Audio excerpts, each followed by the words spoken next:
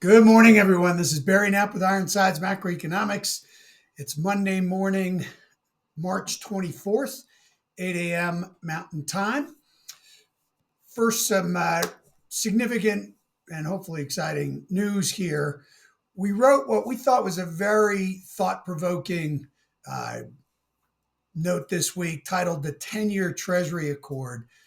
And as of about 15 minutes ago, we removed the client paid paywall from it so that everyone can have a look and get a sense of what it's like to be an Ironsides macro subscriber.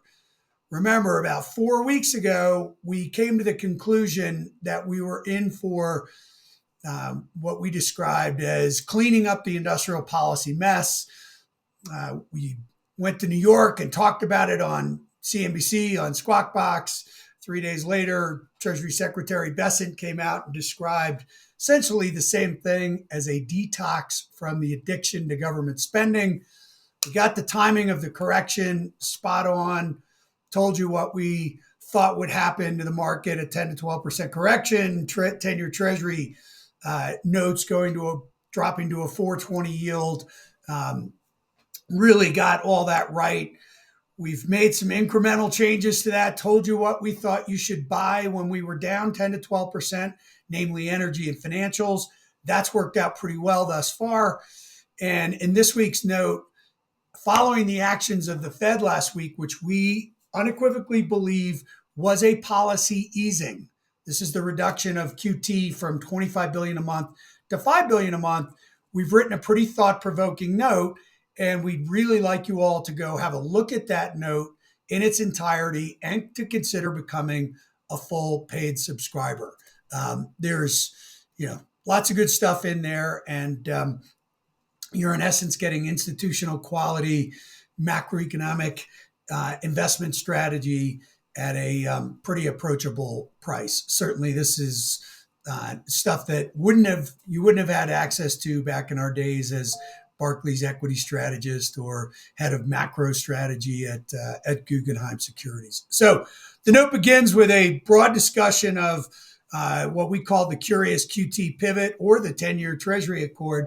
And in essence, the only logical conclusion we can come to is the reason that the Fed is reducing QT is to ease pressure on the intermediate belly of the Treasury curve, the 10-year note, the thing that Treasury Secretary Bessent and President Trump are targeting while we go through this whole policy transition. And the Fed's framework for liquidity, bank reserves, none of those things justified it, as evidenced by Governor Waller's statement that he released on Friday, stating, no, from a liquidity perspective, the move was not justified. So there's no evidence, as one reporter in response to our note said to us, there's no evidence what you're saying is correct, but it's the only logical conclusion.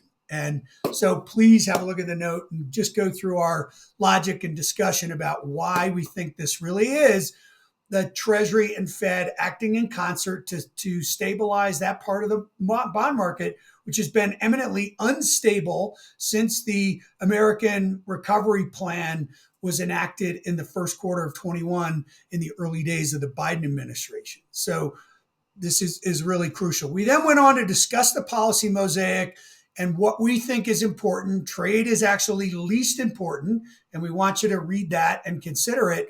And we do think we are getting close to a shift of investor attention towards tax policy, and describe what's really important here from a corporate tax perspective and how that could help boost capital investment and corporate earnings as a consequence, because one person's CapEx is another person's orders, and how that could really have a big impact on the equity market once we start pushing through this soft patch, which is coming. And things may have stabilized a little bit in the last few weeks, but we do think the labor market's in a very precarious spot.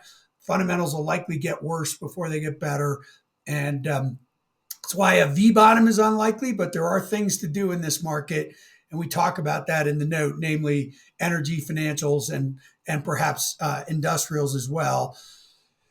And then that is really the key to the key to thinking about this note and thinking about investment strategy from this point forward is we do view what happened last week as the Fed having eased. We do think that the Fed will cut the policy rate um, if and most likely when the labor market gets worse. We're going to get one important labor market indicator this week, but the bulk of the labor data will be the following week, and that will really be critical to getting the Fed to pivot in terms of their policy rate as well, which for us is very important because the current flatness of the 3-month 10-year yield curve is putting pressure on small banks, small businesses, the small bank credit channel. So please have a look at the note. Again, we've put it outside the paywall for you all to have a look at and consider becoming a full subscriber to Ironsides Macro. Barry Knapp from Ironsides.